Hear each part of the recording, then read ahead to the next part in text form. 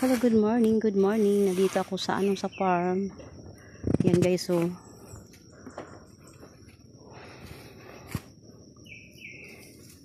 dami na naman na anuhin yung mister ko kasi gusto niya sarili siyang magbalat ng ng nyug.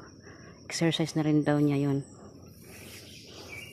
Kasi wala naman iba siyang gagawin. Hindi naman siya ang nag-akyat ng buko ng nyug. Nagpa-opa kami. Siya lang ang sisipak ng mga ng mga bunot. Yan guys, so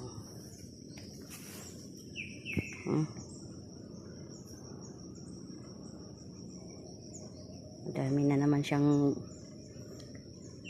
babalatan. Ayan, babalatan na ulo. Matitigas na ulo. Chok. Yan, mga nyug. Yan guys. Yan o. Dito galing sa yan, sa taas.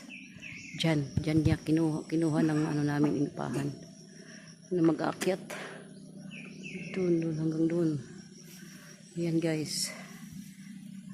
Punta rito. Yan.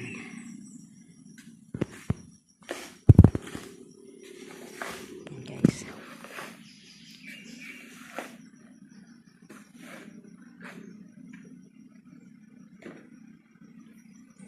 Ito po ang kabuhayan namin sa probinsya.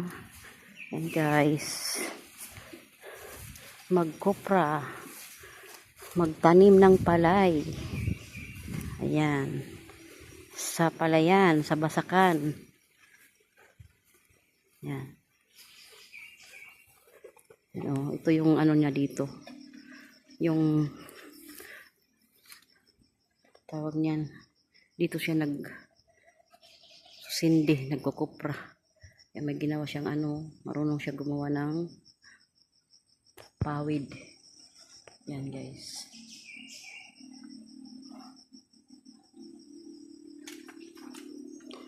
Dito, maganda dito magtambay. Kasi parang lang, tahimik lang. Tahimik po yung bukid. Yan. Dito na yung mga pinagbunutan niya, tinatapon. Guys. Akit tayo dito. Tingin tayo sa nagtatrabaho. Yan, dyan siya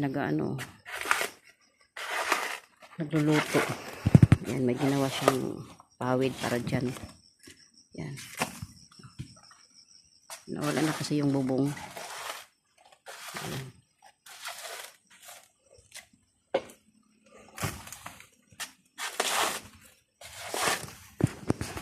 Yan guys.